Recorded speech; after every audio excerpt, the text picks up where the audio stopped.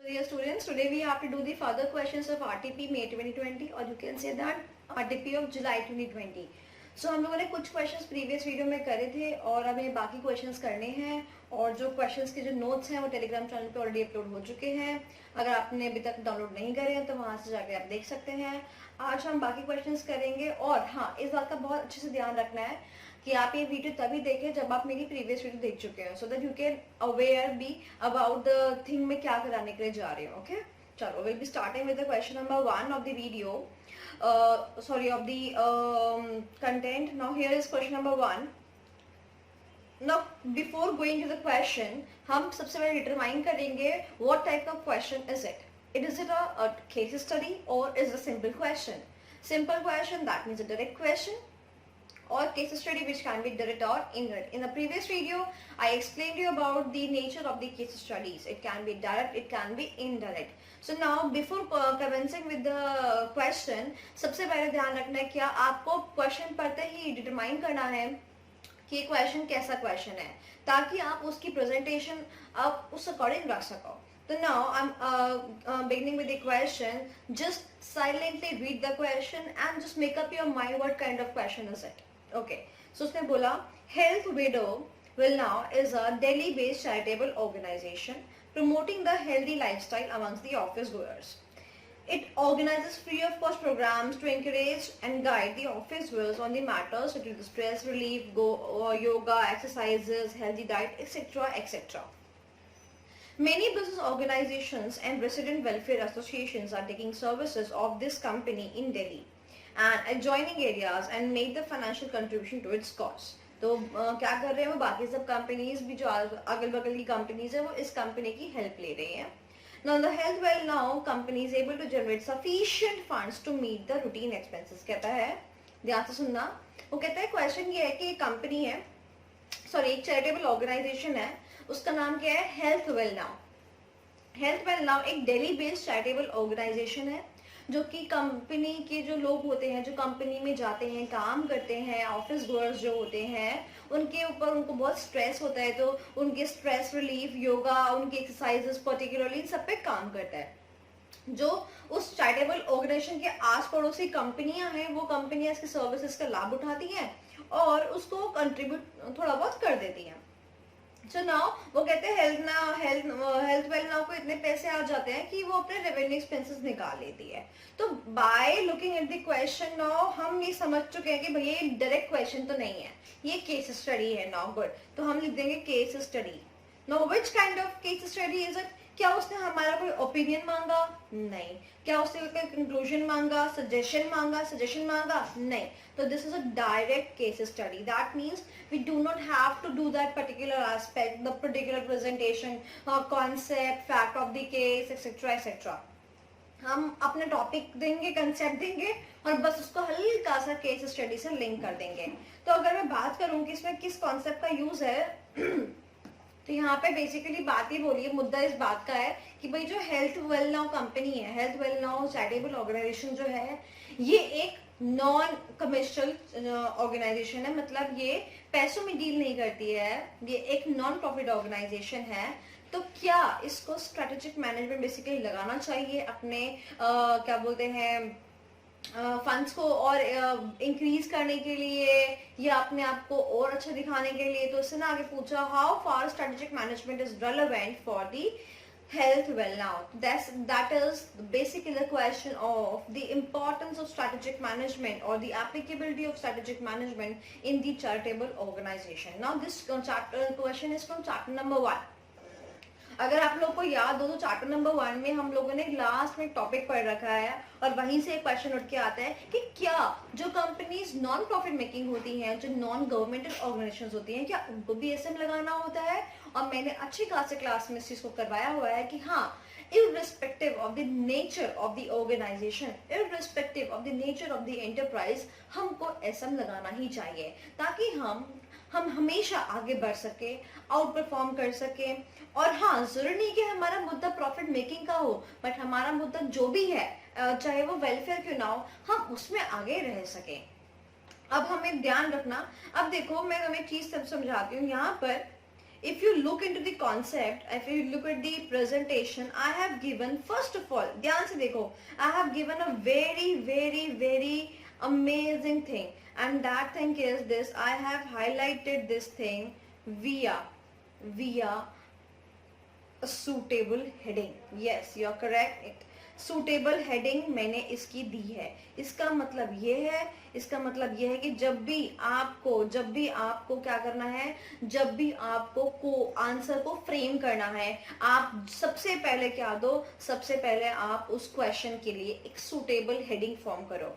देखो बेटा, आंसर सब लोग के पास होते हैं और आंसर सबका स्टडी मटेरियल से ही लिखेंगे, बट आपके आंसर में डिफरेंट क्या होगा कि वो आपको ज्यादा मार्क्स दे दूसरे के मुकाबले. That will be your presentation. So मैंने यहाँ पर एक सुटेबल हेडिंग दी है, तो आप लोगों को भी सुटेबल हेडिंग देनी है. मैंने प्रीवियस वीडियो में बताया था, heading should be in the capital letters and it should be underlined. आगे उसने बोला the concept of SM are relevant for this organisation. उसने बोला ऑर्गेनाइजेशन को हम दो पार्ट में डिवाइड कर सकते हैं, commercial and non commercial. Health Well now जो है नॉन कमर्शियल ऑर्गेनाइजेशन है और देयरफॉर एसएम का प्रोसेस उसको करना चाहिए. तो उसने इतनी बात बोल दी. ठीक है भाई. फिर उसने बोला कि बहुत सारे चैरिटेबल ऑर्गेनाइजेशन जो होती हैं वो प्राइवेट फर्म से और कॉर्पोरेशन से आगे बढ़ जाती हैं. किस किस के बेसिस पे? इनोवेटिवनेस के बेसिस पे कुछ नया करती हैं, मोटिवेशन के बेसिस पे, प्रोडक्टिविटी के बेसिस पे और स्ट्रैटेजिक मैनेजमेंट के बेसिस पे. दिस शोज कि अगर कोई भी एनपीओ है, कोई भी एनजीओ है, उसको अगर आगे बढ़ना है तो अगर वो एसएम लगा ले तो वो आगे बढ़ सकता है. उसने बोला NPOs and NGOs may function as monopoly by producing a product जिसका की कोई भी measurability performance नहीं है. कहते हैं कि अगर वो एसएम लगा ले तो वो ऐसा प्रोडक्ट, ऐसी सर्विस दे सकते हैं ना जिसकी टक्कर का कोई कमर्शियल ऑर्गेनाइजेशन भी नहीं होगा. समझ आया? SM provides an excellent vehicle to such social and the charitable institution for developing the financial support. कहते हैं also strategic management लगा के इन NPOs को जब पैसों की जरूरत पड़ती है तो ये strategic management लगा के अच्छा खासा financial support भी ले सकते हैं. Now उसने conclude करा therefore SM in health well now needs to cover the following aspects. कहते हैं 4 aspect therefore उसको cover up करने चाहिए. पहला एस्पेक्ट क्या है कि वो अपने अच्छे खासे फंड्स को जनरेट करे ताकि वो अपने ऑब्जेक्टिव को मीट कर सके. फिर उसने बोला कि एफिशिएंटली ऑफिस गोअर्स जो लोग होते हैं उनको रीच करे ताकि वो उनको हेल्दी लाइफ के बारे में बता सके. जितना हेल्दी लाइफ के बारे में बताएगा उतने ज्यादा लोग मोटिवेट होंगे, जितने ज्यादा लोग मोटिवेट होंगे उतना ज्यादा इस ऑर्गेनाइजेशन से अटैच होंगे, जितने ज्यादा लोग अटैच होंगे उतने ज्यादा लोग शायद कंट्रीब्यूट करना चाहेंगे.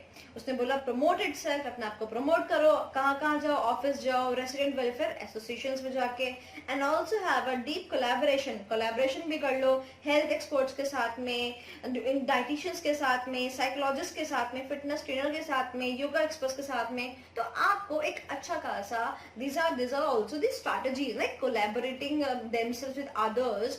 तो आपको अच्छा खासा ऑब्जेक्टिव मीट करने के लिए कस्टमर्स मिल सकते हैं. तो this is all about the applicability of strategic management in the charitable organisation.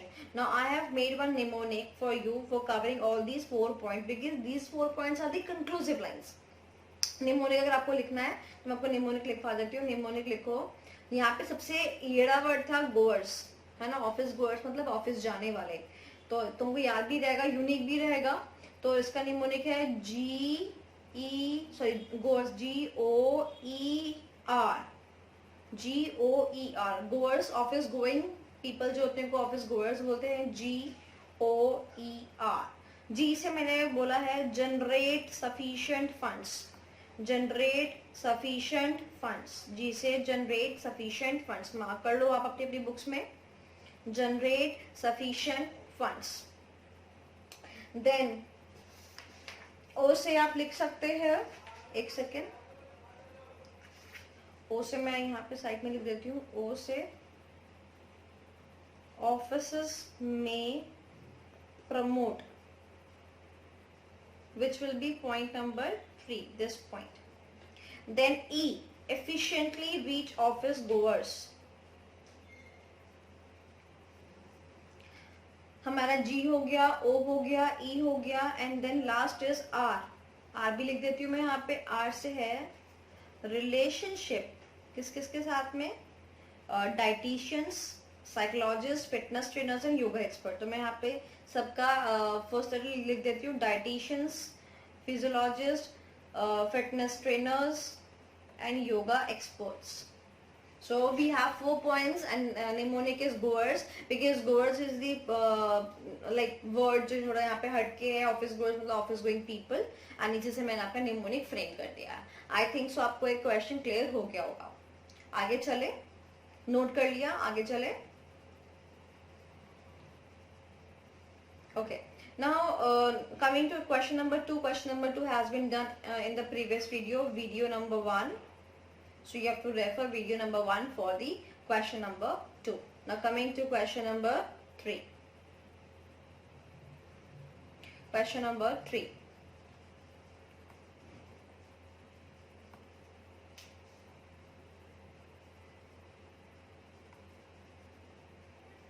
I think सबने नोट कर लिया निमोनिक. हम चलते हैं अपने नेक्स्ट क्वेश्चन की तरफ. चले आगे. Okay, question number 3.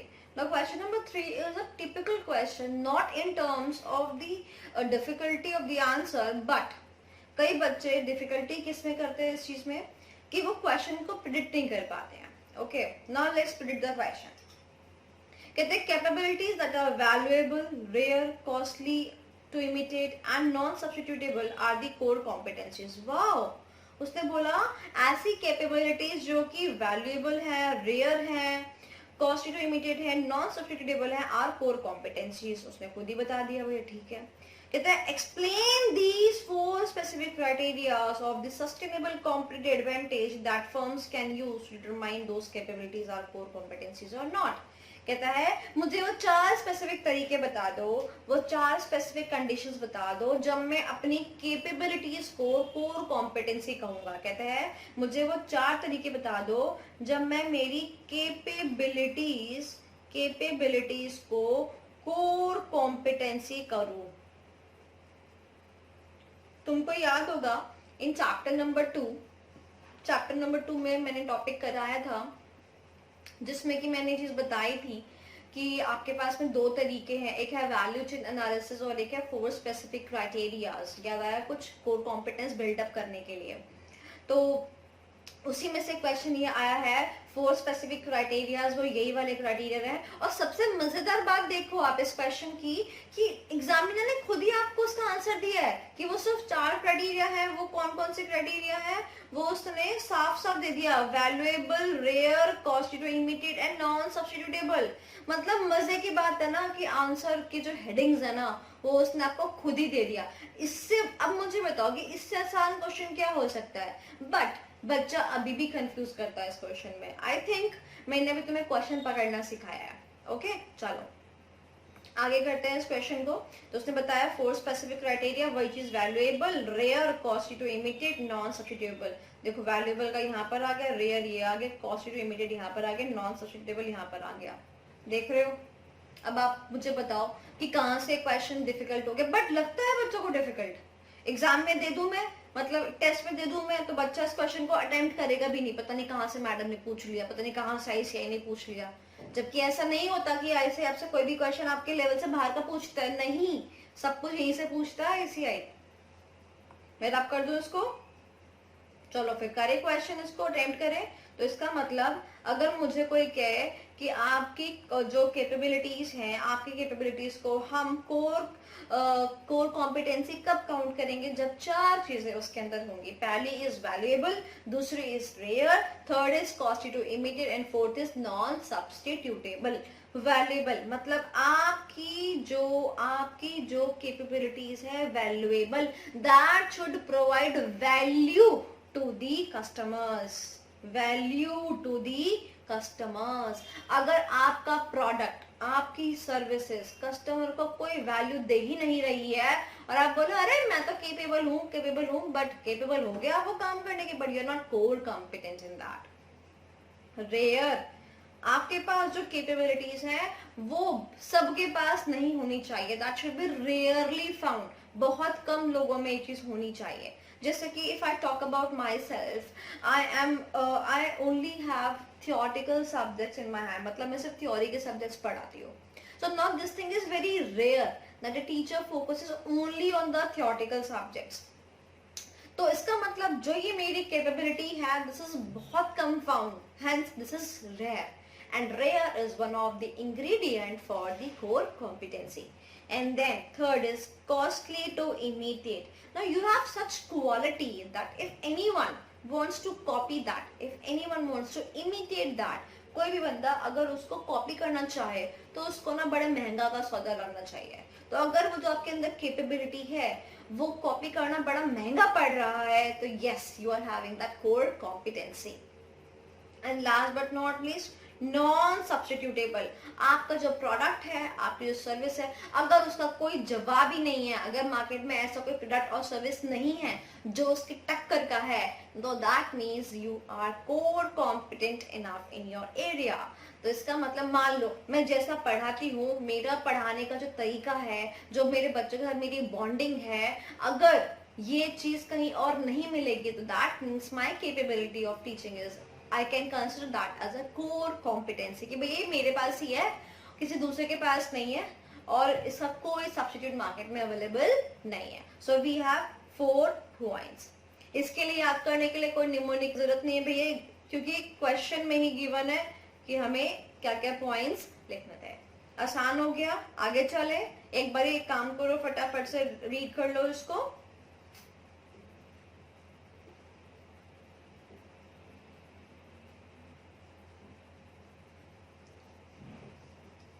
डन. आगे चले. Okay, now coming to question number 4. Question number 1 हम लोग, क्वेश्चन नंबर 4 हमने प्रीवियस वीडियो में किया था, तो वीडियो नंबर 1 आपको रेफर करनी है इसके लिए. आगे चलते हैं. Next question, question number 5.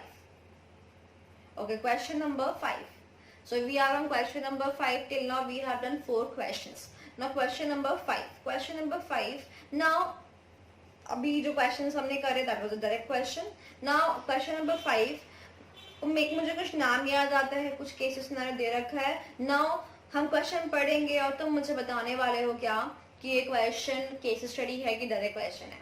Ma'am साफ मालूम पड़ रहा देख के, केस स्टडी डायरेक्ट क्वेश्चन में डायरेक्ट क्वेश्चन पूछता है. ठीक है भैया, केस स्टडी है. अब तुम मुझे क्वेश्चन पढ़ के ये भी बताओगे कि डायरेक्ट केस स्टडी है या इनडायरेक्ट केस स्टडी है. ओके, पढ़ते हैं. रोहित सेठ is an informal discussion with his friend shared that he has to move very cautiously in the organization as decisions taken by him have organization wide impact and involve large amount of resources. कहते भैया रोहित है company का एक बंदा. रोहित ना normally casually अपने दोस्तों के साथ बैठा हुआ है, डिस्कशन कर रहा है कि भाई पता है मैं जो डिसीजन ले लेता हूँ ना, उसका ना वाइड इम्पैक्ट पड़ता है मेरी ऑर्गेनाइजेशन, मेरी कंपनी के ऊपर.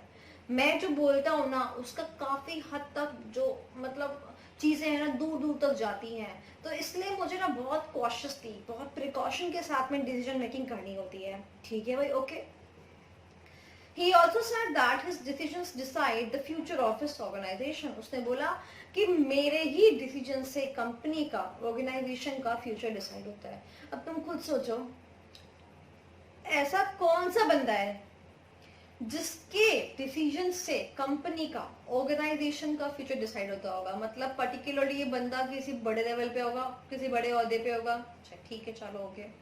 ना आगे उसने बोला where will you place the Rohit Seth in the organisation hierarchy. उसने बोला तुम रोहित को ऑर्गेनाइजेशन की हायरार्की में कहाँ प्लेस करोगे. Now the question, that means उसने हल्की सी बात झलक दिया केस का और फिर तुमसे क्वेश्चन पूछ ली, direct question. That means this is a direct case study. This is a direct case study. चलो गुड. ओके, सो उसने बोला कि मुझे बताओ रोहित से को तुम कहाँ पे हायरार्की में रखोगे. मुझे एक बात बताओ, हमारे पास 3 लेवल्स है ना, we have 3 levels. TMO last video में बताया था. मुझे बताओ रोहित से ऐसे कौन से लेवल पे होगा कि भैया उसकी चीजों, उसके एक डिसीजन से पूरा ऑर्गेनाइजेशन पे इम्पैक्ट होता होगा, उसके एक डिसीजन से कंपनी का फ्यूचर डिसाइड होता होगा. ऑब्वियसली टॉप लेवल पे होगा वो बंदा. राइट. ठीक है भैया, इसका आंसर है टॉप लेवल. तो आगे इसने बोला what are the dimensions of the decision taken by him. कहता है और वो जो डिसीजन लेता है उसके क्या क्या डायमेंशंस हैं. This is also a direct question. So हमने देखा कि इसमें उसने हमेशा से डायरेक्ट केस स्टडी में उसने हमसे डायरेक्ट क्वेश्चन पूछना है, तो उसने हमसे पूछा है एक डायरेक्ट क्वेश्चन. ठीक है भैया, ये हमारे लिए बन जाती है डायरेक्ट केस स्टडी. ओके तो ये वाला पॉइंट जो यहाँ पे लिखा होगा ये हमारा कंटेंट रिलेट करेगा। तो उसने बोला सबसे पहले एक सूटेबल हेडिंग दी, यस माय डियर चाइल्ड, उसने एक पर्टिकुलर एक सूटेबल हेडिंग दी, स्ट्रैटेजिक डिसीजन मेकिंग, यस बढ़िया सी हेडिंग दी कि भैया ये क्वेश्चन किस पे है, ये क्वेश्चन है स्ट्रैटेजिक डिसीजन मेकिंग पर। फिर उसने बोला as decision taking by Rohit Seth have the organization wide impact plus involves large amount of commitments and have implication for the future, future में भी future को भी organization वो future में भी impact करता है, therefore he must be at the top level in the organizational hierarchy, मतलब वो पक्का पक्का कौन से लेवल पे होगा, टॉप लेवल पे होगा। These characteristics indicate that he is also taking the strategic decisions of the organization. So that means कि वो टॉप लेवल पे है, दिस थिंग हमने मेंशन कर दिया। अब हमने आगे बताना है major dimensions of the strategic decision making, again one heading. And मैं आपको बता दूं कि जो ये वाला क्वेश्चन है, ये वाला क्वेश्चन कवर करा चुकी हूँ मैं, यूट्यूब पे वीडियो पड़ी हुई है इसकी पूरी, मैं उस वीडियो का लिंक आपको यहाँ पे ऊपर रिफ्लेक्ट भी हो रहा होगा, नीचे डिस्क्रिप्शन में भी डाल दूंगी, आप वीडियो जाके वो यूट्यूब की देख सकते हैं। कंप्लीट वीडियो है ऑफ 20 मिनट्स, आप अच्छे से इस क्वेश्चन को करो, ये क्वेश्चन बहुत ज्यादा इम्पोर्टेंट है, ठीक है। तो आप इस क्वेश्चन को वहां से कवर अप करने वाले हो, वीडियो का लिंक रिफ्लेक्ट हो रहा होगा ऊपर या फिर नीचे डिस्क्रिप्शन बॉक्स के अंदर। ओके चलो आगे चले। Okay we are done with the question. Now next question is what are the elements of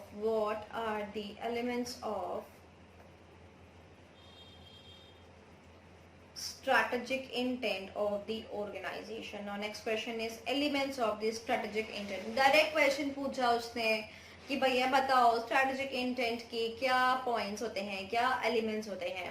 तो this is from chapter number 3, a direct question is there. सबसे पहले समझो कि स्ट्रैटेजिक इंटेंट होता क्या है। Now this word intent has been is being in touch with the word intention.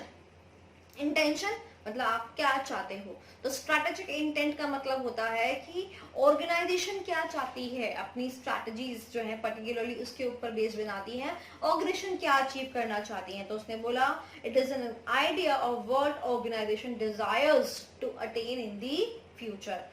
Therefore, it answers the question what organization strives or stands for. ये हमें बताता है कि भैया ये ऑर्गेनाइजेशन अगर बनी है तो बनी क्यों है, इस ऑर्गेनाइजेशन का अगर अस्तित्व है तो है क्यों। So it indicates that long-term market position of the organization. Now, एक चीज समझाते हो यहाँ पे, देखो just give me a minute, मैं blank पेज निकालू अपना।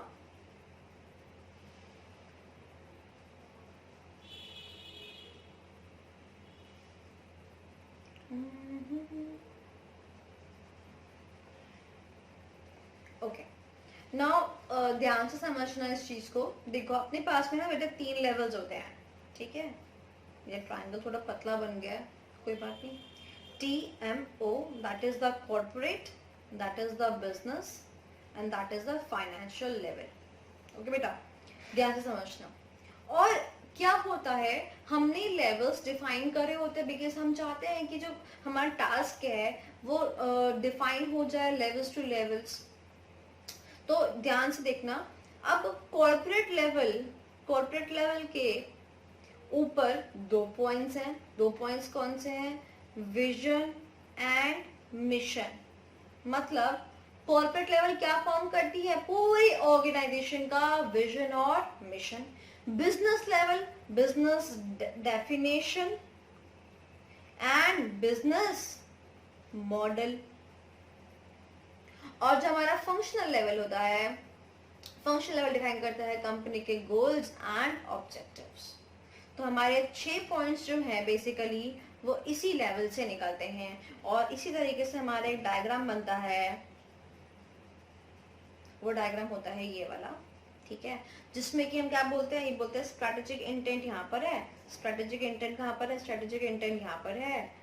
लेट मी जस्ट ये हमारा स्ट्रेटेजिक इंटेंट है, ठीक है। उसके बाद बोलता है कि मैं प्लेस करता हूँ किसको, विजन को, ये विजन हो गया, ये मिशन हो गया। उसके बाद बिजनेस डेफिनेशन, बिजनेस मॉडल, और उसके बाद में एक और चीज बना देती हूँ, and then the goals and objectives. तो यू कैन सी दैट, देखो ट्राइंगल में भी हमारा टॉप लेवल मैनेजमेंट जो होता है बहुत नैरो होता है, एंड देन हमारा जो फंक्शनल लेवल होता है वो बहुत वाइड होता है। यहाँ पर भी देखोगे अगर तुम, तो बिजनेस जो हमारा क्या बोलते हैं मेन कॉर्पोरेट लेवल है, जो कॉर्पोरेट लेवल है हमारा वो यहाँ पे देखो नैरो है, दिस इज नैरो, है ना। और जब मैं धीरे धीरे करके ऊपर चलती गई चलती गई चलती गई चलती गई चलती गई, जब मैंने देखा गोल्स एंड ऑब्जेक्टिव, तो कितना वाइड आ गया, है ना, तो कितना वाइड आ गया। तो देखो जो तुमने पढ़ा है ना, क्या पढ़ा है कि अपने पास 3 लेवल्स होते हैं। तो उसने बोला है कि देखो 3 लेवल्स के अपने अपने इंटेंट होते हैं। हमारा जो कॉर्पोरेट लेवल होता है उसका इंटेंट होता है, उसका इंटेंशन होता है क्या क्या करना, क्या बनाना, vision and mission. Business level का क्या होता है, business definition and business model. और फंक्शन लेवल का क्या होता है, गोल्स एंड ऑब्जेक्टिव्स। इतनी बात क्लियर हुई। Now I am back to this, मैं वापस अपने नोट्स पे जाती हूँ। Okay, so we had this thing,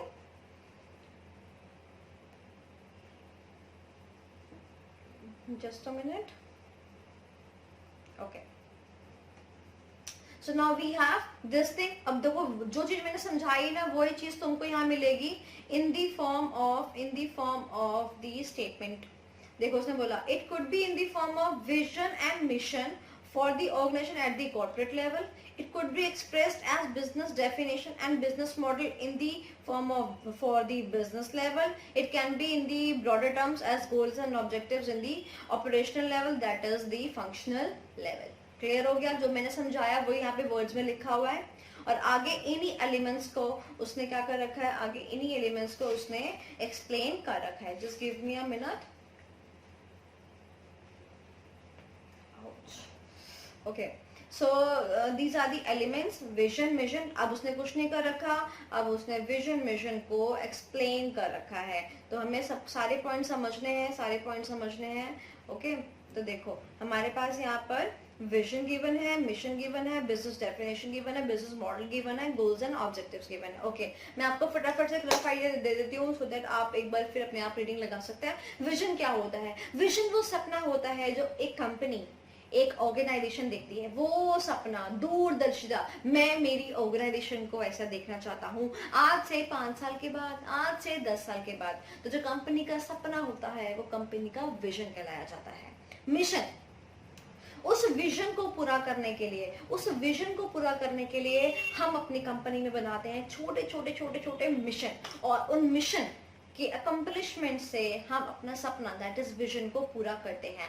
तो mission is what is the present scenario of the company. Like as now, आज अभी इस टाइम तुम्हारा मिशन क्या है? तुम्हारा mission to clear CA, to become chartered accountant. And तुम्हारा सपना हो सकता है कि तुम एक सक्सेसफुल प्रैक्टिसिंग चार्टर्ड अकाउंटेंट बनना है, जीएसटी कंसल्टेंट बनना है in the like in after 10 years। तुम्हें 10 साल के बाद में ये बनना है, ये तुम्हारा विजन हो गया।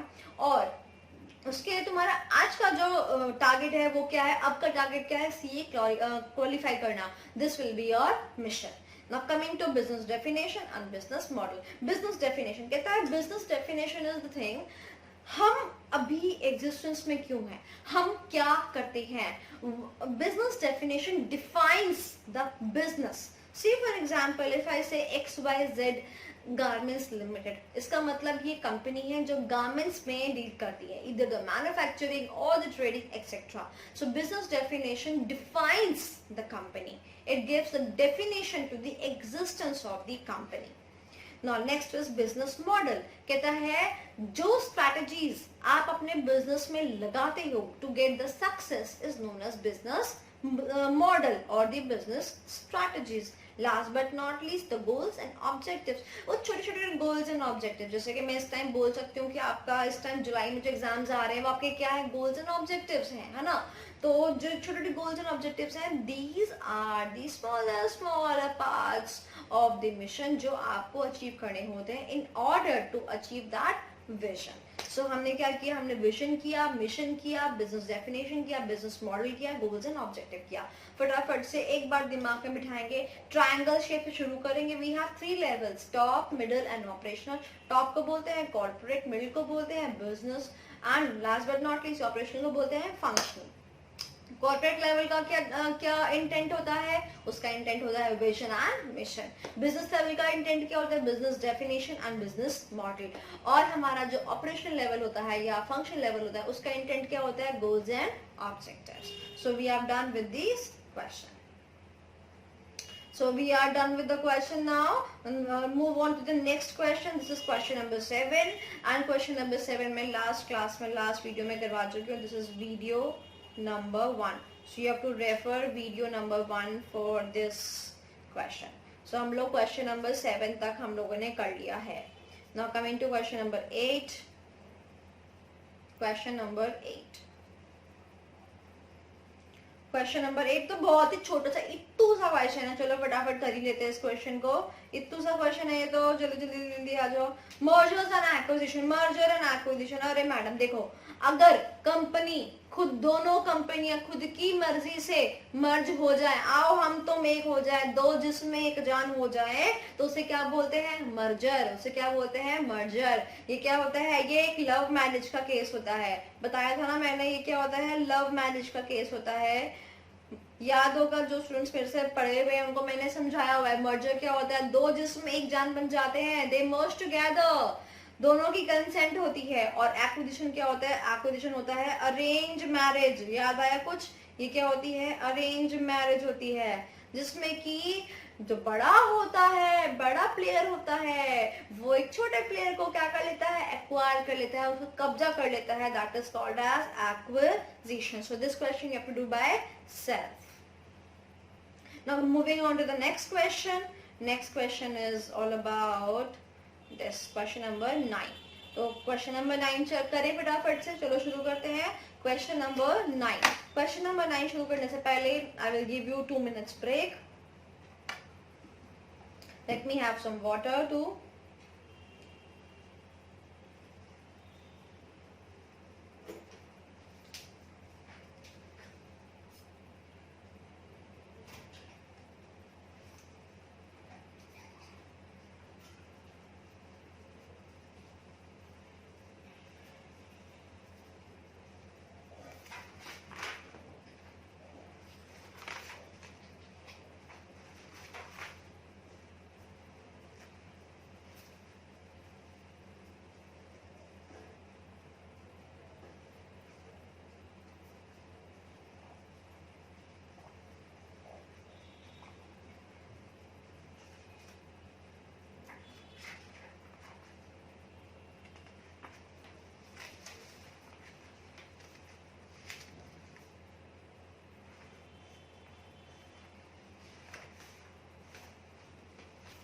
Okay.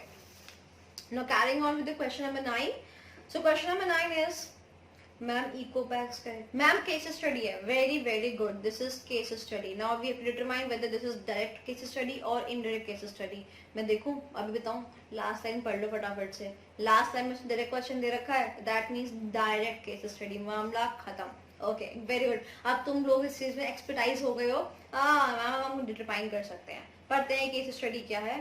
केस स्टडी में वो बोलता है, क्या कहता है मैम केस स्टडी में एक कंपनी है इको कैरी बैग्स लिमिटेड, और recyclable plastic bags manufacturing and trading company. क्या करती है ये रिसाइक्लेबल, ये प्लास्टिक बैग्स को बनाती है, ट्रेडिंग करती है, जो कि रिसाइकल इन नेचर होते हैं. कहता है the company has seen a potential in the evergreen awareness around hazards of plastics and the positive outlook of the society towards recycling and reusing the plastics.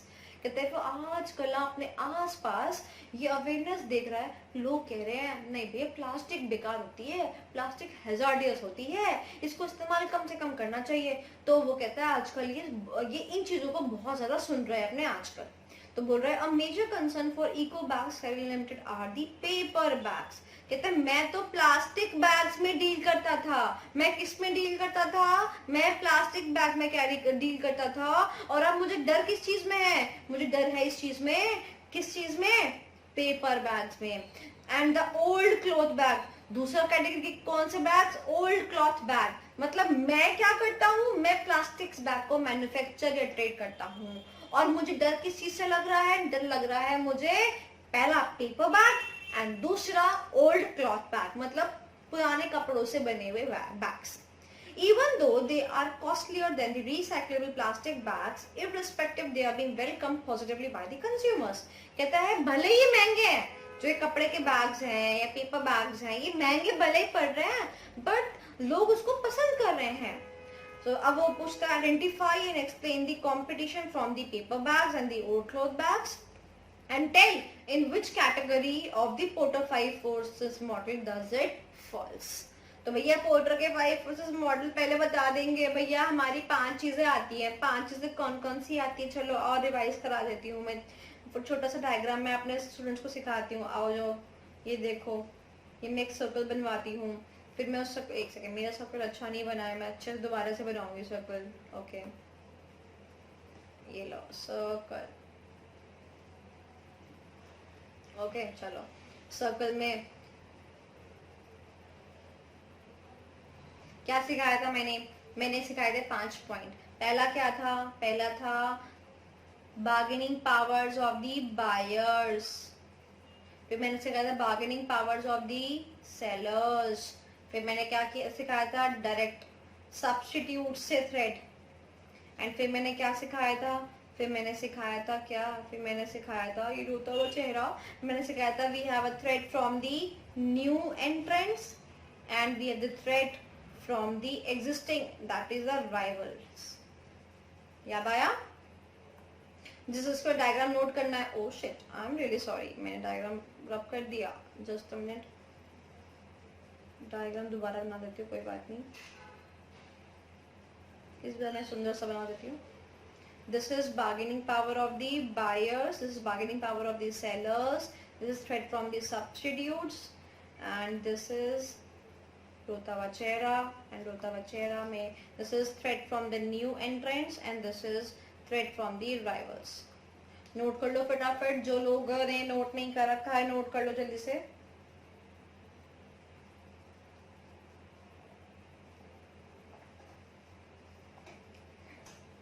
तो इस क्वेश्चन को deal कैसे करेंगे, direct case study है, कुछ concept बताएंगे और फिर बाद में उसको कोलेट कर देंगे. बट एक बात मुझे बताओ, क्वेश्चन को पढ़ के समझ में आ गया होगा तुमको कि पोर्टर 5 फोर्सेस मॉडल का है, तो इसमें वो ये पूछना चाह रहा है कि जो ये कंपनी है इकोबैग्स, इसको इन 5 थ्रेट में से कौन सा थ्रेट है. सोचो, राइवल नहीं, न्यू एंट्रेंट नहीं, बायर नहीं, सेलर नहीं. इसको थ्रेट किस चीज का है, इसको थ्रेट है थ्रेट फ्रॉम दी सब्स्टिट्यूट्स, है ना. इसको थ्रेट कौन सा है, थ्रेट फ्रॉम दी सब्स्टिट्यूट्स. चलो रीड करते हैं. कहते हैं Porter 5 forces model is an excellent competitive analysis model which is used to analyse a particular environment of the industry. ये मेजर करता है डिग्री ऑफ कंपटीशन. कहता है हमारे 5 एरियाज हैं, new entrants, supplier customers, that is buyers, suppliers and the rivalry among the current players, that is the current rivals. कहता है हमने आपको बता दी 5 फोर्सेस कौन सी हैं. फिर उसने बोला जस्ट अ मिनट, फिर उसने बोला eco carry bags versus competition from the paper bags and the old cloth bags which fall under the category of the threat from substitutes in the order 5 forces model analysis. कहता है ये किस category में follow करता है ये वाला question, threat from the substitute. Ma'am हमने तो ये वाला पॉइंट पहले ही प्रिडिक्ट कर दिया था. यस मेरे बच्चों, पहले ही तुमने ये वाला पॉइंट प्रिडिक्ट कर दिया था. अब आगे इसको केस से रिलेट करेगा. Paper and cloth bags are substitutes of the recyclable plastic bags as they perform nearly the same function. This is the major line जो आपको एग्जाम में भूलनी नहीं है कि भैया दोनों की जो फंक्शनैलिटी है वो सेम है, और जब दोनों की फंक्शनैलिटी सेम होती है तभी हम उनको क्या बोलते हैं, सब्स्टिट्यूट्स बोलते हैं. तो उसने बोला कि सब्स्टिट्यूट के बारे में 2-3 लाइनें बोल दी कि नियरली सेम फंक्शन परफॉर्म करता है और ये एक थ्रेट है एक्सेट्रा एक्सेट्रा. That's it. तो हम लोगों ने क्या पढ़ा, हम लोगों ने पढ़ा this question was from threat of substitutes. Now you see, now you observe कि अगर मैं पोर्टर 5 फोर्सेस मॉडल पे कोई केस स्टडी देना चाहूँ या एग्जामिनर पूछना चाहे तो वो कैसी केस स्टडी पूछेगा, वो ऐसी केस स्टडी पूछेगा. और नेक्स्ट क्वेश्चन भी इसी पर बेस्ड है.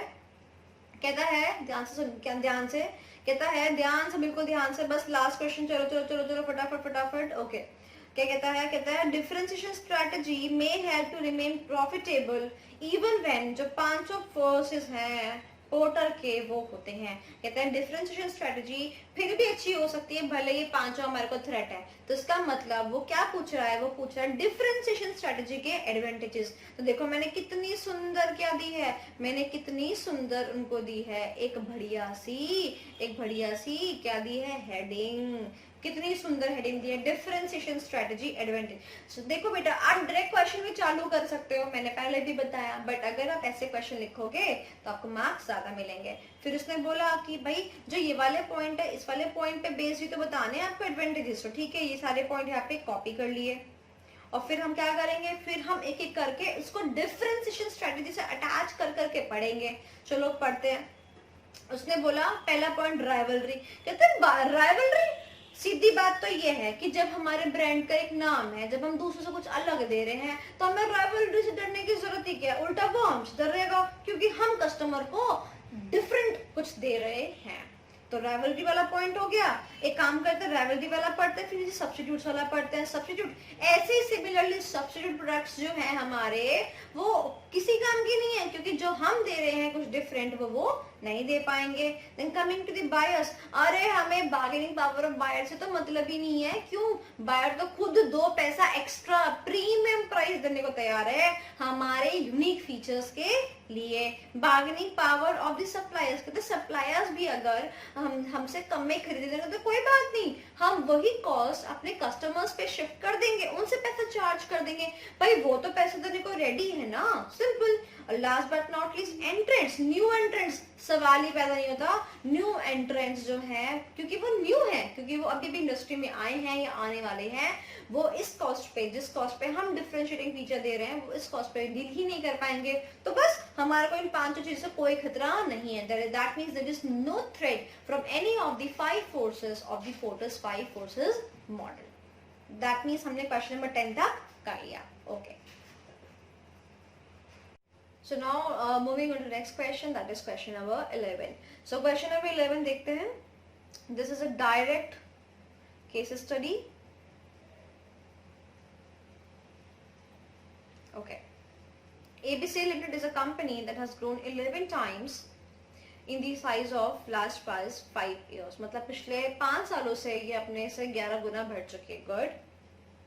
With the increase in the size, the company is facing difficulty in managing the things. ये दिक्कत हो रही है, इसे काम मैनेज नहीं हो पा रहा है इससे। अच्छा, क्या दिक्कत है? Many times functional level is not in sync with the corporate level. जो functional level है वो corporate level के sync में होकर काम नहीं कर पा रहा। इसका मतलब क्या है? गड़बड़ी किस में है? functional level में। That means they need more stiff functional level strategies. Okay, what will you advise to the company and why? तो हम बेसिकली बोलेंगे देखो उनके फंक्शनल लेवल स्ट्रेटजी से प्रॉब्लम है तो हम उनको समझाएंगे, देखो बेटा फंक्शनल लेवल स्ट्रेटजीज की इतनी बड़ी भूमिका होती है, ये इम्पोर्टेंस होती है और इनके बगैर इसलिए अगर जब तक ये कॉर्पोरेट लेवल स्ट्रेटजी से बैलेंस ना करके पाए तब तक कंपनी अच्छा खासा मुनाफा नहीं कमा सकती, अपने ऑब्जेक्टिव्स रीच नहीं कर सकती। तो ये वाला पॉइंट उसने यहाँ पर हमको दिया, क्या बोला?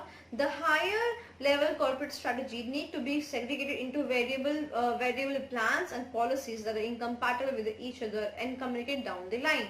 कहता है जो हायर लेवल की कॉर्पोरेट लेवल स्ट्रेटजीज होती हैं इनको बना के हम छोटे छोटे टुकड़ों में नीचे ट्रांसफर करते हैं to the other levels of the management. ठीक है भाई, कोई दिक्कत वाली बात नहीं है। यहाँ तो उसने बोला the higher level strategies need to be broken into functional strategies for the implementation. concrete strategies वाला पॉइंट आ गया, पिछली वीडियो में समझाया था। जो हायर लेवल होता है, जो कॉर्पोरेट लेवल होता है, वो अपना इंटेंट को उस छोटे टुकड़ों में बांट बांट के बाकी अदर लेवल्स को कम्युनिकेट कर देता है। The functional strategies in the form of marketing, finance, human resources, तुमको पता ही है कि क्या क्या होता है। In this form this the functional level strategies, इस तरीके से वो क्या करते हैं, अपने ओवरऑल ऑब्जेक्टिव को पूरा करते हैं। Next, the reasons why functional strategies are needed can be enumerated as follows. कहता है कि अब हम आपको बताते हैं कि भाई हमें फंक्शनल लेवल स्ट्रेटजीज क्यों चाहिए। The first reason is that first is that कि वो हमें एक डायरेक्शन प्रोवाइड करता है. क्या प्रोवाइड करता है? डायरेक्शन प्रोवाइड करता है, बताता है कि क्या करना चाहिए क्या नहीं करना चाहिए, तभी तो हम अपने ऑब्जेक्टिव्स को मीट कर पाएंगे. तो फंक्शनल लेवल स्ट्रेटेजी अगर नहीं होगी, डायरेक्शन ही नहीं मिलेगी काम करने के लिए. सेकेंड वो बोलता है कि थ्रू फंक्शनल लेवल स्ट्रेटेजीज हम कॉर्पोरेट लेवल स्ट्रेटेजीज को इम्प्लीमेंट कर पाते हैं. भाई कॉर्पोरेट लेवल जो चाहता है वही तो वो बाकी डाउन द लेयर सबको बताता है. तो कॉर्पोरेट लेवल जो चाहता है, जो मिशन ऑब्टेन वो करना चाहता है, जो विजन जो सपना उसने देखा है, वो बाकी छोटे छोटे कंक्रीट इनटू कंक्रीट पार्ट किसको देता है? अदर लेवल्स को दे देता है. देन कंट्रोलिंग एक्टिविटीज, हम जब तक हम क्या नहीं कर पाते, जब तक हम कंट्रोलिंग, जब तक हम फंक्शनल लेवल स्टडीज फॉर्म नहीं कर पाते तब हम कंट्रोलिंग नहीं कर पाते हैं. Then brings harmony and coordination. अगर आपको कोऑर्डिनेशन चाहिए तो आपको फंक्शनल लेवल स्ट्रेटजीज को फॉर्मुलेट करना ही पड़ेगा ताकि सारे के सारे लेवल्स ऑफ मैनेजमेंट एक ही सिंक में काम करें. Last but not least, different functional areas में भी इसका बहुत ज्यादा इंपॉर्टेंस है, because we have HR manager, we have production manager, we have every other kind of manager, जितना हमारे पास डिपार्टमेंट्स होते हैं. तो अगर मैं तुमको याद करने की टेक्निक दूं तो मैं वो तुम्हें दे सकती हूँ. क्या टेक्निक दे सकती हूँ? मैं तुम्हें दे सकती हूँ CID. C स्क्वायर कर लो, उसके बाद C से अपने पास 2 पॉइंट आ जाएंगे. पहला पॉइंट आ जाएगा ये वाला कंट्रोलिंग, और दूसरा पॉइंट आ जाएगा क्या? कोऑर्डिनेशन. तो C से अपने पास C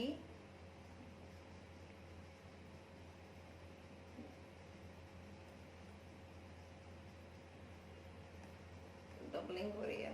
ओके, CID, C से 2 पॉइंट्स, कंट्रोलिंग एंड कोऑर्डिनेटिंग. आप नोट डाउन कर लो फटाफट से. उसके बाद I से क्या था? Implementing corporate level strategies, and D से डायरेक्शन. नोट डाउन कर लो फटाफट. D से direction. Now moving on to the next question, question number 12. Question number 12 is from chapter number 6. Chapter number 6 का question number 12. Okay. तो वो बोलता है कि what do you mean by the financial strategy and how we can calculate the net worth of the business? This is a very much direct question. This is a direct question. तो हमें क्या करना है? हमें financial strategy के बारे में बताना है और हमें उसके बाद बताना है कि हम नेटवर्थ कैसे कैलकुलेट कर सकते हैं. तो फाइनेंशियल स्ट्रेटजीज क्या होती है मैम? जो हमने FM में पढ़ा वही तो. Yes, financial strategies are for the financial management. And financial management में क्या करते हैं? फाइनेंशियल मैनेजमेंट में 4 एस्पेक्ट्स देखते हैं. फर्स्ट एस्पेक्ट, पैसा कहाँ से आएगा, पैसा कितना चाहिए, पैसा कैसे इस्तेमाल करेंगे, और उस पैसे को इस्तेमाल करके हमारी नेटवर्थ कितनी इंक्रीमेंट हुई. That's it. सो वही चीज हम यहाँ पढ़ते हैं, रीड करते हैं. चलो आओ देखते हैं. Financial strategies are considered as the areas of the financial management. क्या बोलता है? These include acquiring the funds, developing the budgets, usage of the funds, and evaluating the worth of the business. जो पॉइंट्स हम लोगों ने read करे वही सारे पॉइंट्स यहाँ पे आ गए. Then उसने बोला evaluation of the net worth of the business. Now you can see here कि हमारे पास 2 अलग क्वेश्चंस थे कि फाइनेंशियल स्ट्रेटजीज का मीनिंग बताओ, और सेकंड पार्ट था इसका कि इवैल्यूएशन कैसे करना है नेटवर्थ का. तो you can C I have given two different headings. First heading is for the meaning, where I have explained the meaning of the financial strategies, and second heading specifically is for the evaluation of the net worth of the business. So now this is the evaluation of the net worth of the business. So now you can see here कि यहाँ पे जो evaluation दे रखा है, ये पूरा method दे रखा है in the what is the process of evaluating net worth of the business, और इसको मैंने सिंप्लीफाई करके आपको दे रखा है. रुको मैं आपको दिखा देती हूँ. Now here is the chart. आप ये चार्ट फटाफट नोट करो, ठीक है. दिस इज द चार्ट जो कि आपको मैंने सिंपल करके दे रखा है, और इस चार्ट को आप देखोगे तो evaluate the net worth of the business कहता है. उसके 3 तरीके हैं. पहला तरीका क्या है? नेटवर्क कैलकुलेट करनी है तो हम शेयर होल्डर फंड्स उठाएंगे और उसको सम टोटल कर देंगे. सेकेंड तरीका क्या है कि नेट प्रॉफिट्स, आगे आने वाले फ्यूचर के नेट प्रॉफिट्स को हम डिस्काउंट करके प्रेजेंट वैल्यू पे ले आएंगे और हमारा वो क्या बन जाएगा? Net worth. And third is calculating to the MPS, market price per share, पता ही होगा। और कहता है इसमें भी आपके पास सब मेथड्स है, 3 मेथड्स हैं। हम अपने बगल वाले फर्म का एमपीएस लेके निकाल सकते हैं, और सेकेंड इज पीई रेशियो से निकाल सकते हैं, और दूसरा है हम खुद के एमपीएस से निकाल सकते हैं। This is our firm MPS and this is another firm MPS. अगर आप चाहते हो तो मैं इसको भी डिस्प्ले पे रखती हूँ, नहीं तो आप वीडियो को पॉज करके इसको चार्ट को बना सकते हो। अगर आपके पास मेरे हैंडमेड नोट्स हैं, जैसे कि मेरे सारे आप देख रहे हो सब मेरे हैंडमेड नोट्स हैं, these are all my handmade notes. अगर आपने ये सब परचेज कर रखे हैं तो तब आपको उस केस में हैंडमेड नोट्स में मिल जाएगा, ये आपको दिक्कत नहीं होगी, आपको देखना नहीं पड़ेगा। अदरवाइज आप वीडियो को पॉज करके देख सकते हैं, ठीक है। मैं फिर भी आपको 1 मिनट देती हूँ to revise the things.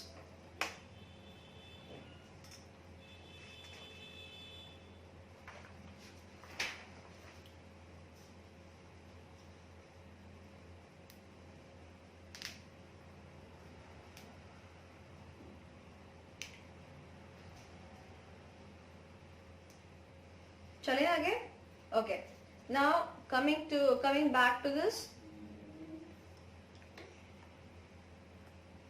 Next question.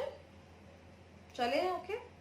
Next question is again a case study. कितनी सारी केस स्टडीज है, अच्छी बात है, जितनी केस स्टडीज आप प्रैक्टिस करोगे उतना आप ही के लिए बेनिफिशियल है। चले आगे। Now Cathals limited is a diversified business entity having business operations across the globe. Okay भाई, ठीक है, एक एंटिटी है जिसका कि हर जगह पे काम धंधा चालू है। ओके भाई, okay. The company leadership had just changed as Mr. D. Banoppadhyay handed over the peddlers or to his son Aditya Banoppadhyay। मतलब मिस्टर डी थे, मिस्टर डी ने अपना काम किसको दे दिया, अपने बेटे आदित्य को दे दिया। अपनी जो क्या बोलते हैं पोस्ट थी वो किसको दे दी, आदित्य को सौंप दी, जो कि उनका बेटा है। आदित्य के बारे में बताया, वो बहुत ही एजुकेटेड है और उसके पास में आईआईटी से इंजीनियरिंग की डिग्री है, बहुत ही बढ़िया। However, being very young, he is not clear about his role and responsibilities। कहता है बट उसको ना पता नहीं है, उसको अपनी रोल्स एंड रिस्पॉन्सिबिलिटीज का ध्यान नहीं है कि उसे क्या करना है।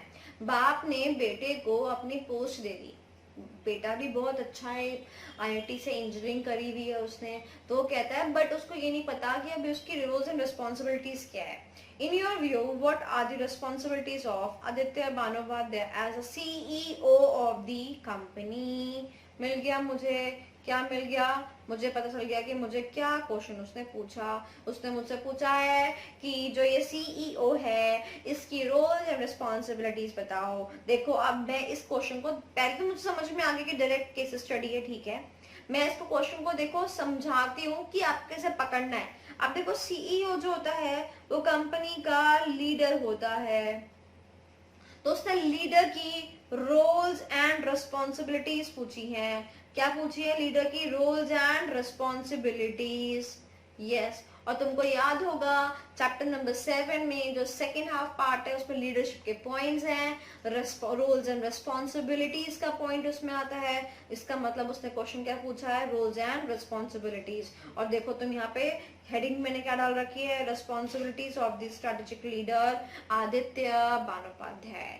ठीक है, तो हमें क्या करना है, हमें जानना है कि उसकी रिस्पॉन्सिबिलिटीज क्या क्या है। तो जान लेते हैं फटाफट कि उसको क्या क्या काम करना है। उससे पहले मैंने एक इंट्रोडक्टरी पैरा दे रखा है, उसने जहाँ मैंने बताया कि आदित्य बानोपाध्याय जो क्या है वो एक स्ट्रेटेजिक लीडर है। ठीक है भैया, okay. Now coming to the next part, responsibilities of the strategic leader. क्या कहते हैं, क्या क्या रिस्पॉन्सिबिलिटीज है, मैनेजिंग ह्यूमन कैपिटल। कहते हैं इंसान तो बहुत बड़ी कैपिटल होती है, सबसे इंपॉर्टेंट कैपिटल होती है, हम इसको ह्यूमन रिसोर्स कैपिटल के नाम से भी जानते हैं। इसको भी कौन मैनेज करेगा, इसकी रिस्पॉन्सिबिलिटी भी किसकी है, स्ट्रेटेजिक लीडर की है, दैट मीन्स मिस्टर आदित्य की है। Next page, managing firms operation. हमारे जो ऑर्गेनाइजेशन है उसको मैनेज करना, उसके ऑपरेशंस को मैनेज करना, इसकी जिम्मेदारी भी किसकी है, आदित्य की है। Sustaining high performance over a period of time. ऐसा नहीं है कि एक बार बहुत अच्छे से काम किया अब बढ़िया, नहीं, हर साल सस्टेनेबल मतलब हमेशा हमारी ग्रोथ रहे, इसको मेंटेन करने की जिम्मेदारी किसकी है, स्ट्रेटेजिक लीडर यानी आदित्य की है। डिसीजन लेने की रिस्पॉन्सिबिलिटी किसकी है, आदित्य की है। और मोटिवेट करने की रिस्पॉन्सिबिलिटी किसकी है, आदित्य की है। Very very good. हमने पढ़ा, क्या पढ़ा कि हमारे पास में क्वेश्चन आया जिसमें कि मिस्टर डी ने अपनी पोस्ट को ट्रांसफर किया आदित्य को। आदित्य बना कंपनी का सीईओ, जो कि क्या है, एक लीडरशिप है। और लीडरशिप में क्या रोल्स और रिस्पॉन्सिबिलिटीज होती हैं, वही हमने यहाँ पर रीड किया। मैनेजिंग द ह्यूमन कैपिटल, इंसानों को मैनेज करेगा। मैनेजिंग द फर्म्स ऑपरेशन, काम को मैनेज करेगा। डिसीजन लेगा, करेजियस एंड मोटिवेट करेगा, और फीडबैक कम्युनिकेशन वगैरह करेगा। That's all. I think that is the easiest question. No, चले आगे, चलो चलते हैं आगे की तरफ। Next question is question number 14। Question number 14 is again a direct question. क्या कहता है, व्हाट इज SBU, क्या होता है, and what are its advantages. Strategic business. चलो मैं आपको एक बात समझाती हूँ। मैंने इसको अपने क्लासेस में बताती हूँ। SBU ना घर के बड़े बच्चे की तरह होता है, जिसको हम बोलते हैं जा जी ले अपनी जिंदगी, जा चुन ले अपना करियर, जा कर ले अपनी मन की। बट छोटे से बच्चे को हम अपने अकॉर्डिंग चला के रखते हैं, मतलब उसको अपने यहाँ से पल्लू से बांध के रखते हैं। तो SBU जो होता है घर का बड़ा बच्चे की तरह होता है, वो फैमिली का पार्ट तो होता है, बट हम उसे कहते हैं जा अपने कॉम्पिटिटर से खुद लड़, जा अपनी पहचान खुद बना, जा अपनी चीजों को खुद मैनेज कर, जा तू सेपरेट है, आप तो अपना करियर चूज कर, लाइक दैट। तो SBU is that part of the business जिसमें कि ये वाले कैरेक्टरिस्टिक्स होते हैं। मैंने इसका निमोनिक बता रखा है क्लास में। इसका निमोनिक है मैं ऐसे लिखती हूँ SBU। इसका निमोनिक है SBU। SBU का मतलब क्या है, S stands for separate vision objectives, ठीक है। बी का मतलब क्या है, बी का मतलब है business to be planned separately, मतलब वो अपना प्लानिंग क्या करेगा, सेपरेट करेगा। और यू का क्या मतलब है, उसके अपने कॉम्पिटिटर्स, उसके अपने कॉम्पिटिटर्स। तो जो मेरे स्टूडेंट्स हैं वो जानते हैं, एस कराया हुआ है। और ये मैंने अपने नोट्स में कवर कराया है इन चैप्टर नंबर 2। मैंने यहाँ पे चैप्टर नंबर 2 में कवर कराया हुआ है, तुमको चैप्टर नंबर 2 में मिलेगा मेरे नोट्स में। Why this is there in chapter number 7? Because in chapter number 7 we have organizational structures and वहाँ पर भी SBU का स्ट्रक्चर है, तो उन्होंने उसको देखते हुए चैप्टर नंबर 7 से क्वेश्चन ये दे दिया है। आपको मेरे नोट्स में चैप्टर नंबर 2 में मिलेगा, ओके। और SBU का डेफिनेशन दे रखा है, उससे कुछ एडवांटेजेस दे रखे हैं। तो now this question you have to do it by self. तो ये आप सेल्फ में क्वेश्चन करोगे, ओके। मैं रब कर दूं सारा, आगे चले, चलो। Now the second last question, ma'am, again a case study. Yes baby, again a case study, but you will be shocked to see that this is an indirect case study. तो इसको अच्छे से करेंगे, ओके। चलो, क्या बोलते हैं, केवल Kapadia is the managing director of KK industries, ठीक है। वो क्या है, मैनेजिंग डायरेक्टर है। In the review meeting with the head of the finance, Kuldeep Khaitan, he said that in the first 5 years of the last decade, the company grew between 8 to 10% every year. कहता है वो finance department के head से, जो कि खेतान जी हैं, उनसे बात कर रहा था। और उसने बताया कि भाई जो कंपनी के लास्ट 5 साल है, उस 5 साल में कंपनी 8 से 10% के दौर से ग्रोथ नजर आती दिखी है। Then the growth rate started falling in the previous year and the company managed to 1%. कहता है उसके बाद में ग्रोथ रेट क्या हो गई, डाउन होनी शुरू हो गई, और कंपनी का ग्रोथ रेट 8% से सीधा कहाँ फॉल कर गया, से 1% ग्रोथ रेट से, ओके। कुलदीप ने रिप्लाई किया, खतान जी जो कुलदीप जी थे हमारे, उन्होंने रिप्लाई किया, the company is facing twin issues. Kuldeep ji कहते हैं हाँ जी भाई साहब, पाड़िया जी भाई साहब, बिल्कुल आप सही कह रहे हैं, मैं आपको बताता हूँ दिक्कत क्या है। वो दिक्कत बता रहे हैं। कुलदीप जी said that the company is facing twin issues. Company के 2 इश्यू चल रहे हैं। First is the strategy is not implemented as planned. कहते हैं जो हम सोच रहे हैं ना, मतलब जो हम चाह रहे हैं कि ऐसा करेंगे वैसा करेंगे, तो कंपनी एक्चुअली में वो इम्प्लीमेंट कर ही नहीं पा रही है। अच्छा जी। और दूसरा इशू क्या है, दूसरा इशू जी ये है कि जो हो भी पा रही है ना, वो हमें वो अचीवमेंट नहीं करा पा रही गोल्स की, जो उसे करानी चाहिए। मतलब पहला इशू कहता है कंपनी जो सोच रही है वो इम्प्लीमेंट नहीं करा पा रही। अच्छा, और दूसरा इशू क्या है, दूसरा ये कि जितना कर पा रही है वो इम्प्लीमेंट, उसमें से अचीवमेंट ऑफ गोल्स में भी नहीं हो पा रहा, मतलब नाव जो है पूरी तरीके से डूब गई। There is a mismatch between the strategy formulation and the strategy implementation.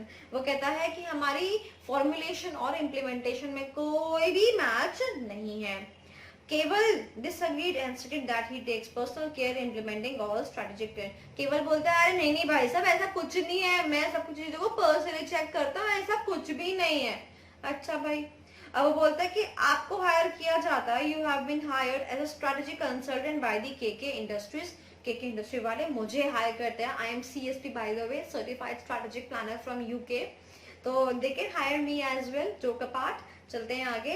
उन्होंने सपोज करो मुझे हायर किया, तो वो एडवाइस चाहते हैं way forward for the company to identify the problem areas and correct the strategic approaches that have not have been so effective. वो कहते हैं कि हमने आपको पॉइंट कर दिया है, अब आप बताओ क्या करना चाहिए। This is an indirect case study. Okay, तो हम यहाँ पर चलेंगे बिल्कुल इन दैट केस स्टडी के तरीके से। First of all facts of the case. Facts हमने ऊपर कॉपी में क्वेश्चन में से कॉपी करने होते हैं। हमने बोला स्ट्रेटजी इंप्लीमेंट नहीं हो पा रही जैसे हमने सोची थी, रिजल्ट्स वो नहीं आ पा रहे जो गोल्स हमें अचीव करने हैं, और this is resulting in strategy formulation and implementation के मिसमैच। ओके भाई, next page. Know the concept जो कि रिलेट करता हुआ कॉन्सेप्ट है, फिर हम बताएंगे भैया इसको क्या चाहिए, इसको स्ट्रैटेजिक ऑडिट चाहिए। इसको क्या करवाना चाहिए, इसको स्ट्रैटेजिक ऑडिट करवा लेना चाहिए। इस कंपनी के facts of the case determine करके मेरे को समझ में आ गया है इस कंपनी को सबसे ज्यादा क्या जरूरत है, इस कंपनी को स्ट्रैटेजिक ऑडिट की जरूरत है। जब हमें लगने लगे कि कंपनी ढंग से काम नहीं कर रही है तो उसे क्या करवा लेना चाहिए, स्ट्रैटेजिक ऑडिट करवा लेना चाहिए। तो उसने आगे वही पॉइंट्स लिखे हैं। उसने बोला कि अगर कंपनी की परफॉर्मेंस ऐसे इंडिकेट करे कि कंपनी की स्ट्रेटजी वर्क ढंग से नहीं कर रही है तो उसे ऑडिट करवा लेना चाहिए। अगर हमारे कंपनी के गोल्स ऑब्जेक्टिव कंप्लीट नहीं हो रहे हैं तो उसे ऑडिट करवा लेना चाहिए। अगर हमारा एक्सटर्नल एनवायरनमेंट में बहुत ज्यादा चेंज हुआ है और स्ट्रेटजी हमारी उस अकॉर्डिंग काम नहीं कर पा रही है, हमारे डिजायर्ड रिजल्ट अचीव नहीं हो पा रहे हैं, तो उसको स्ट्रेटजी ऑडिट करवा लेना चाहिए। ओके, ऑल्सो जब हमें लगे कि जो टॉप लेवल मैनेजमेंट है कि जो प्लान्स हैं वो न्यू स्ट्रैटेजीज न्यू चीजों से इन लिंक नहीं है तो हमें स्ट्रैटेजी ऑडिट करवा लेना चाहिए। और हमें लगे कि भैया एक्सटर्नल चेंजेस इतने ज्यादा हो गए हैं कि हमारी जो स्ट्रैटेजी है वो पुरानी हो गई है, तब भी हमें स्ट्रैटेजी ऑडिट करवा लेना चाहिए क्योंकि हमारी स्ट्रैटेजी शायद अब क्या हो चुकी है, पुरानी हो चुकी है। अगर आपको स्ट्रैटेजिक ऑडिट के ऊपर एक फुल फ्लेज वीडियो देखनी है तो उसका लिंक ऊपर फ्लैश हो रहा होगा, प्लस में डिस्क्रिप्शन में भी डाल दूंगी। तो अब स्ट्रैटेजिक ऑडिट के ऊपर जो कि बहुत बेहतरीन वीडियो है 40 मिनट्स की, आपका कंसेप्ट बिल्कुल क्लियर हो जाएगा, उससे बाहर क्वेश्चन नहीं आएगा। ठीक है, आप वो वीडियो देख सकते हो अगर आपको ये वाला टॉपिक समझना है, स्ट्रैटेजिक ऑडिट का टॉपिक। ठीक है, उसके बाद देखो पहले उसने फैक्ट्स ऑफ द केस बताया, फिर उसने कॉन्सेप्ट बताया रिलेट करता हुआ। अब वो क्या बता रहा है, प्रेजेंट केस सिनेरियो। कहता है प्रेजेंट केस में कंपनी को क्या जरूरत है, स्ट्रैटेजिक ऑडिट की जरूरत है। क्यों? क्योंकि दो पॉइंट है, लो परफॉर्मेंस इंडिकेटर, कंपनी की परफॉर्मेंस डाउन जा रही है, और दूसरा गोल्स और ऑब्जेक्टिव की एक्सप्लिशमेंट नहीं हो पा रही है। दोनों ही पॉइंट से हमें समझ में आ जाता है। And last but not least the conclusion, उसने बोला strategic audit will be the need of the hours, जिसमें कि ये 3 स्टेप्स होंगे। सबसे पहले हम देखेंगे कि भैया किस बेसिस पे कंपनी स्ट्रैटेजी को बनाती है, फिर हम कंपेयर करेंगे स्ट्रैटेजी से क्या एक्सपेक्टेड था और क्या सच में स्ट्रैटेजी लगा के हमें रिजल्ट्स मिले, और तीसरी एनी करेक्टिव एक्शंस। अगर आपको ये टॉपिक समझ में नहीं आ रहा है, ये one of the difficult topics, तो आप मेरा वीडियो देख सकते हैं। ओके, ध्यान से, video on strategic audit is given on the YouTube channel. Okay, चले आगे, चलो। Now the next and the last question of the RTP, बस लास्ट क्वेश्चन है, चलते हैं। What is a strategic control? Strategic control क्या है? What is a strategic control? And briefly explain the types of strategic control. तो again मैंने strategic control direct question है, strategic control का मीनिंग दे दिया और फिर directly types of strategic control दे दिए। ओके, ठीक है। तो strategic control क्या होता है भैया, हमने जो सोचा वैसा नहीं आया, या फिर जो स्ट्रेटेजी हमने लगाई उससे रिजल्ट्स वो नहीं आए, that is the strategic control। तो तो उसने बोला है strategic control focuses on the dual aspects, पहला strategy being implemented as plan and दूसरा results produce the being strategies are intended to do. Okay, now next is types of strategic control. There are 4 types of strategic control. The first is premise control. Now here premise is nothing like a building or so. Premise here means assumptions. Okay, कहता है कि हम जो है ना जब strategy को बनाते हैं तो हम कुछ assumptions लेके बनाते हैं. जैसे तुम्हारा क्वेश्चन पेपर जब तुम्हारे सामने आता है तो वहाँ पे लिखा होता है make unnecessary assumptions wherever required. तो ऐसे जब हम स्ट्रैटेजी बनाते हैं, स्ट्रैटेजी क्योंकि फ्यूचर के लिए होती है, तो हम इन स्ट्रैटेजीज को कुछ किन्हीं अजम्पशंस पे बनाते हैं. तो वो कहता है कि आपकी जो ये अजम्पशंस है ना, वो अजम्पशन क्योंकि वो अजम्पशंस हैं तो क्या हो सकती हैं, वो शायद गलत प्रूफ हो सकती है. जिस चीज पे आपकी स्ट्रैटेजी टिकी हुई है, दैट इज द अजम्पशन, शायद वो कल को गलत प्रूफ हो जाए. हमने कुछ अज्यूम किया था बट लास्ट में रियल में हुआ कुछ और, तो that means we have to put on the control. तो अजम्पशंस हम किन 2 चीजों पर बनाते हैं, एनवायरमेंटल फैक्टर्स के ऊपर बनाते हैं और इंडस्ट्रियल फैक्टर्स के ऊपर बनाते हैं. एनवायरमेंटल फैक्टर्स मतलब मैक्रो फैक्टर्स और इंडस्ट्रियल फैक्टर्स मतलब माइक्रो फैक्टर्स. ये आपने सीए फाउंडेशन में पढ़ लिया है क्या होते हैं, है ना.